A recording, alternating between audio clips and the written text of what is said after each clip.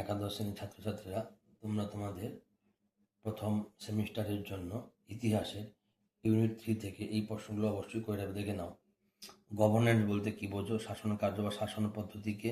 গ্রীসে গড়ে ওঠা ক্ষুদ্র ক্ষুদ্র নগরকে কি বলে? নগর রাষ্ট্র। গ্রীসের ইতিহাসে ধ্রুপদী যুগ কোন সময়কালকে বলা হয়? খ্রিস্টপূর্ব 5ম থেকে 4র্থ শতক। পলিশ কি? গ্রীসের ক্ষুদ্র রাষ্ট্রগুলিকে গ্রিস ভাষায় পলিশ বলা হতো। পলিশগুলিকে ইংরেজিতে কি বলা হয় এবং বাংলায় কি বলা হয়? ইংরেজিতে সিটি স্টেট, বাংলায় নগর রাষ্ট্র। মানুষ হলো এক ধরনের প্রাণী যারা পলিশে বসবাস করে। কার উক্তি? অ্যারিস্টটল। ওয়েদিপাস কি? একটি নাটক। গ্রীসের ক্রিট দ্বীপের রাজাকে? ইভোমিনিয়ানস। মাইসিনি নামক রাষ্ট্রের রাজাকে? আগামেমনন। ডোরিয়ান বিজয় কবে হয়? আনুমানিক 1000 খ্রিস্টপূর্ব।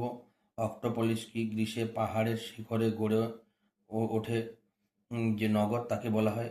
গ্রিক রাষ্ট্রের অন্যতম গুণ কি? ক্ষুদ্রত্ব। পলিটিক্স গ্রন্থটি কার লেখা? অ্যারিস্টটল। করিন্থ নামে একটি পলিসের আয়তন ছিল কত? 330 বর্গমাইল।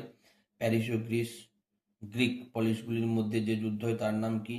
প্লাটিয়ার। গ্রিক পলিসগুলিকে অস্বাভাবিক রাষ্ট্র কে বলেছেন? R J Hofer.